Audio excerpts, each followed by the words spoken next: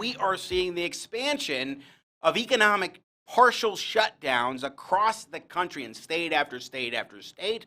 One of the new additions effective today is my home state, where I'm broadcasting from right now, of Colorado. But in Colorado, Governor Jared Polis has stated that firearms dealers will be considered essential, are considered among the list of essential services that are provided, particularly because of the fact that we have a constitutionally protected right to keep and bear arms. But there are a lot of communities and states across the country who are not providing such latitude. Is that what we're supposed to think about, our constitutionally protected rights now? Latitude? Let's talk about what's going on across the country with our next guest today on Jimmy at the Crossroads, Max McGuire, who is Advocacy Director at conservative-daily.com and also the host of the Conservative Daily podcast, available on Apple Podcasts and Google Play, and my go-to guy when I want to talk about gun rights issues. Max, good to have you, my friend. Welcome to the show. Hey, good to see you again. Congratulations on the new show. Thank you. I appreciate it. So, Max, this is quite a time to be alive overall, and I just want to ask you about the question. I just said the word latitude before. Are we supposed to be thinking that the government is giving latitude to firearms dealers and individuals when it comes to a natural right guaranteed under the U.S. Constitution? So listen, we all understand at this point that the rights afforded to us are not absolute in a time of national emergency, right? You can't have a right to a speedy trial before your peers when the courthouses are closed down because of the Chinese coronavirus and they're sending all of the people home who were going to be on the jury, right? It's understandable that you're not going to be able to fully enjoy your rights in these times. But the way that cities and states have gone after the Second Amendment is particularly egregious because they're not doing this to prevent the spread of this contagious disease. They're doing this because they don't believe that Americans should have guns, right? The LA County Sheriff is on record saying that he wanted to close gun stores because the CDC tells him that when you bring a firearm into the home, that increases your likelihood of being shot. And he doesn't trust that many first-time gun owners bringing guns into the home when they're going to be spending all their time at home. That's not a legitimate reason to suspend the Second Amendment in one of America's largest cities. So we're seeing this across the country. We're seeing this in places like Pennsylvania, North Carolina, New Jersey, California, where the very people who hated the Second Amendment before this crisis broke out are now using it to go after it. What was the phrase that Clintons like to use, never let a good crisis go to waste? I think this certainly falls under that descriptor. Max McGuire, I think we should play. There's an interesting news clip that we've got from Fox News, and this was yesterday where they were specifically talking about what's happening here vis-a-vis this situation where states and communities across the country are trying to block firearms dealers from being able to sell firearms at this point in time, as well as background checks and so forth. I forget which cut number that is, but it's the gun rights one, Nathan Matoush. If we can pull that up. There we go. He's got it. We'll play that clip here. Coliseum Guns, how can I help you? From New York to California. With everything rapidly declining, it's now or never. To Colorado. A little bit of maybe I won't be able to get it tomorrow, a little bit of uncertainty. Gun sales around the U.S. shooting sky high. They're like literal zombies. They don't care. They just want something. They don't care what it is, what, make, model, doesn't matter. Just give me something. That's all they want. The FBI says background checks surged to a near record of 3 million in February. I'm afraid of what might happen. If they go into martial law, they can't get to the markets or have food. They're going to resort to probably looting other people's houses or whatnot. So I'd just rather be safe than sorry. I know everyone's scared right now and they're uncertain. So what you're going to experience is people preparing themselves. It's not a bunch of vigilantes. It's just people who are concerned about protecting their families. Ammunition is also in short supply. Ammo is ridiculous. About an hour ago, we got in an order of 6,000 9mm. They're already gone. Owners say 90% are new buyers, including many Asian Americans. I've already encountered people who tell me to stay inside, wash my hands, get out of here. These panic gun sales are not going to cure anything. They're just not going to put food on the table for anybody. law enforcement fears new buyers mean more accidents. If you have one in the home, do you secure it safely? It's locked, it's inaccessible to anyone. Most gun buyers only have to pass a background check. Not true here in California and 9 other states, which require a waiting period, 3 to 10 days. So for these people concerned about the coronavirus and its fallout, they'll have to wait. Max McGuire, what do you make of that report from Fox News' William Lajeunesse? I mean, one striking thing to me are the lines there and the diversity, by the way, of all the people trying to get firearms to protect themselves, as is constitutionally provided as a guarantee. Yeah, no, it's interesting. A lot of the people who are waiting in lines are first-time gun buyers. People like me, we have everything that we would need in this scenario. We're not running to the store to try and buy an extra box of ammunition here or there. The challenge is the people who have never owned a gun before. They see what's going on around them. They're afraid. They're legitimately afraid that they might need to have the ability to defend themselves and their families. During the LA riots, there were these really iconic photographs taken on the roofs of Korean businesses.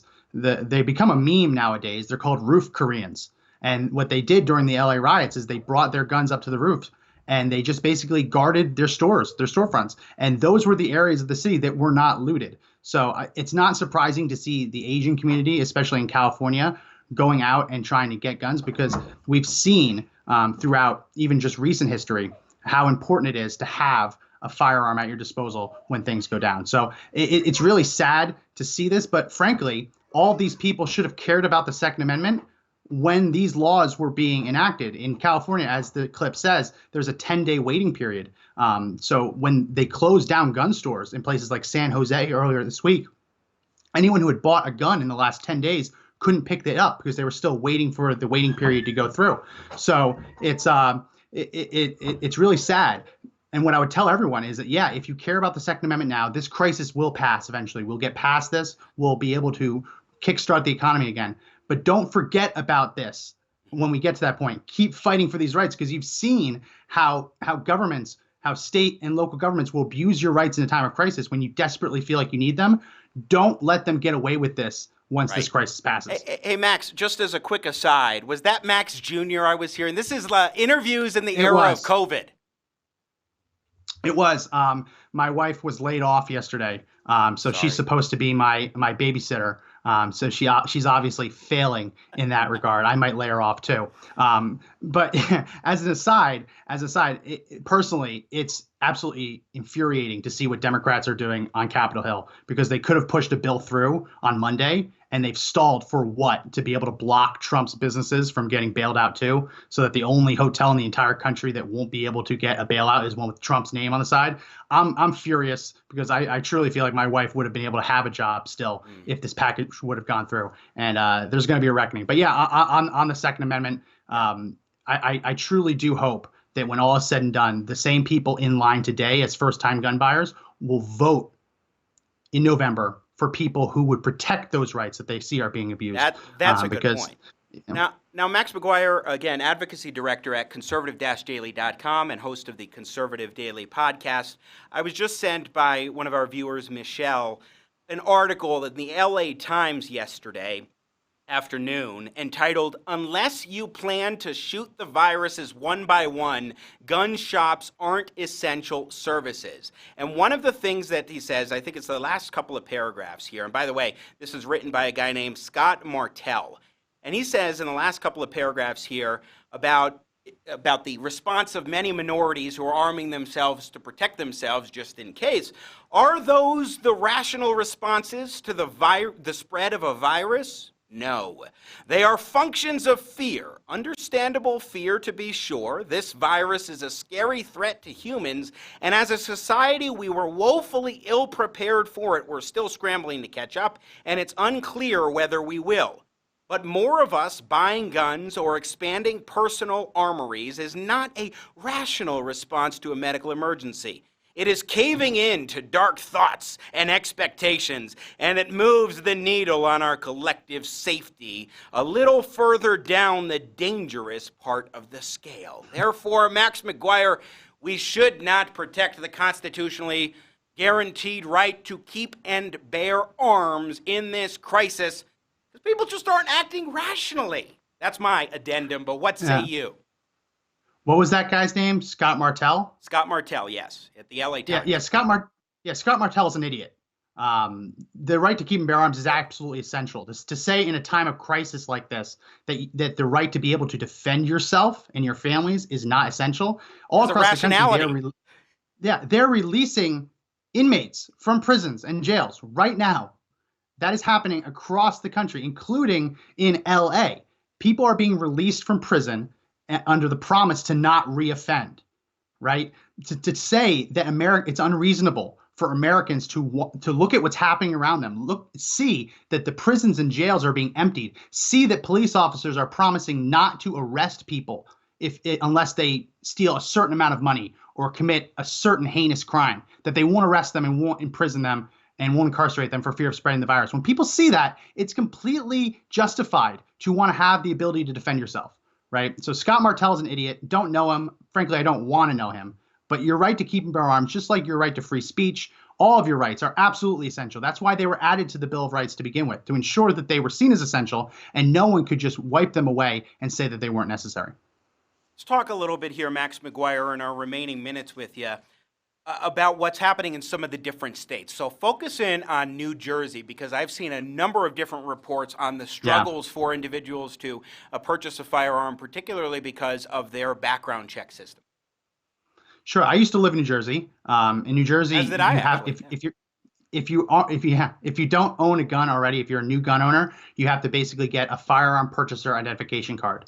And what that is you're basically asking for permission to get permission to buy a gun, right? They run a background check there, and then you have a background check run at the point of sale. By law, they have to process those cards within 30 days. Practically no city or the state police does it. They just break the law before this crisis. Now, they're not running background checks. They've closed their background check offices. They've declared that gun stores are non-essential. So unless you are able to find someone willing to do a person-to-person, face-to-face long gun sale, it's impossible to get a permit to buy a handgun, which you would need, or to go to a gun store and purchase a firearm. They've just suspended the Second Amendment entirely, and they're doing it unapologetically. They don't believe that this is a vital service, which, frankly, it's not all that surprising coming from New Jersey, given what they've tried to push through when we aren't in times of crisis. It's only fitting that now, when people are scrambling to try and defend themselves, that they're realizing that all of these hoops that Democrats have put in place to force people to jump through, it makes it a lot harder to defend yourself in a time of crisis when they're just completely shutting down the whole system. Max McGuire, right along the border of New Jersey is Pennsylvania, and they're having their own issues as well. What's happening there? Yeah, they are. So there was actually a lawsuit that went to the state Supreme Court challenging the governor's order. The governor had closed gun stores and declared them non-essential, said all gun stores have to close down your non-essential service. There was a lawsuit, went all the way to the Supreme Court, the state Supreme Court. The state Supreme Court rejected it, basically said, no, the government has the authority to close down gun stores. The governor, after getting this win, reversed course and decided to allow gun stores to reopen as long as they follow certain sanitary guidelines. But it goes beyond that. In Pennsylvania, you only have to have a license to carry a firearm in what's called a city of the first class. So that's Philadelphia, and I think technically still Pittsburgh, but their population is declining. I don't know if they've dropped below the threshold or not. But in those two cities, that's the only place where you need a license to carry in order to carry a firearm. Everywhere else in the state, you can open carry a firearm without a permit. But during a state of emergency, open carry rights are suspended. So unless you have a license to carry already, you can't carry anywhere. There are tons of people who don't go into the cities. They just go around town, and they said it's fine open carrying a handgun without a license. That's all they need to defend themselves in rural areas of Pennsylvania. The old joke in Pennsylvania is that you have Pittsburgh, Philadelphia, and there's Alabama in between. There's a lot of truth to that. There's a lot of open areas of Pennsylvania where people don't need a license to carry because it's rural areas and they just open carry. Those rights are suspended now. So unless you have a license to carry, you cannot open carry anywhere in the state during a state of emergency. So there's lots of little intricacies that we don't notice during regular good times, but these laws have been on the books for a long time, and they've given localities and states the power to suspend our rights just at whim, just by declaring a national emergency. And the real question is, when all is said and done, there's going to be a lot of court fights over this, right? There's going to be a lot of court fights over suspension of public gatherings because you have the right to peaceably assemble under the First Amendment. There's going to be a lot of court fights over basically saying no new court cases, throwing out in-person trials to stop the spread. There's going to be lawsuits about whether people's rights were violated there. And the courts are going to hash that out. But when it comes to the Second Amendment, when it comes to defending yourself and actually protecting yourself and your family, we cannot afford to wait weeks, months, years for this to be litigated in the courts. When New Orleans went around and confiscated people's guns after Hurricane Katrina, it took a month before a federal judge intervened and said, no, you can't just go door to door and take everyone's guns away. By that time, the city had already lost a lot of the guns, or given the flooding in the city, many of them had been rusted to the point of being inoperable or no longer worth anything, right? We don't have time to wait for this. We really need congressional action. And under the 14th Amendment, Congress has the power to stop states from violating the liberties of the citizens. Obviously, that was put into place to prevent states from violating the rights of African Americans, right? But it still applies to this issue as well. Congress could right now add stipulations to the stimulus bill that says no locality or state can get stimulus funding unless they deem gun stores essential, right? They could be doing stuff. Congress has the power to enact laws and regulations to put a stop to this. And that's really what we need, because we're not going to get relief from the courts. The courthouses aren't even open, Jimmy. Sure. Final question for you, Max McGuire. How widespread are the difficulties for Americans to get access to firearms if they feel the need to protect themselves? I mean, is this happening in a lot of states? Is this the minority of states? How would you handicap that? Well, right now it looks like it's the minority of states. And even in places where they tried to do this, like in California, we're seeing a pushback. After the Los Angeles County Sheriff decided he wanted to close gun stores, the county attorneys actually told him, you can't do that. Now there's a power struggle in Los Angeles over who should basically manage the county during crisis, whether the sheriff should be allowed to just do what he wants, or whether the county supervisors should wrestle back control. So even in areas, and you saw that in Pennsylvania, where their first inclination was to shut down gun stores, public backlash was so great that even when Governor Tom Wolf won in the state Supreme Court, he still reversed his position because he realized that this was a horrible, horrible look for the state. So it still is a minority of states. But here's the thing. When you add California, New Jersey, New York, when you start looking at anti-gun states, even though it's a minority of states, it's not a majority, but a plurality of Americans, right?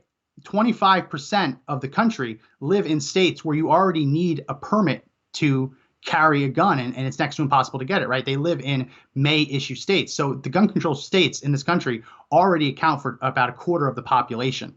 So it only takes a handful of states to implement these orders before tens of millions of Americans get caught in the crosshairs. Are you optimistic or pessimistic here, Max? I'm pessimistic. I'm pessimistic. So I'm optimistic that we'll get through this. I'm not optimistic in the sense that there's going to be some weird stuff happening. There's going to be pain. Listen, people are already fighting over toilet paper, Jimmy. Yeah, sure. They're in stores punching each other in the face over the last roll of toilet paper. Saw that in Australia. You can't tell me that the right to self-defense is non-essential when I can't even go get a paper product without getting a haymaker in my face. Well, possible. Come on. Yes. Fair enough. Come on. You got to be able to protect yourself and your property. Yeah. As soon as we see things happen, see things happen with the food supply, Amazon is no longer shipping things. This is causing people to really get anxious over this. So the more people realize that they're not going to be able to defend themselves the way they thought they were going to be able to, it's going to get probably worse before it gets better. Max McGuire, Advocacy Director at conservative-daily.com and host of the Conservative Daily Podcast on Apple Podcasts and Google Play. Thanks for joining us. Appreciate your insights today. Hey, thanks for having me on. Once again, Max McGuire joining us from conservative-daily.com. We're going to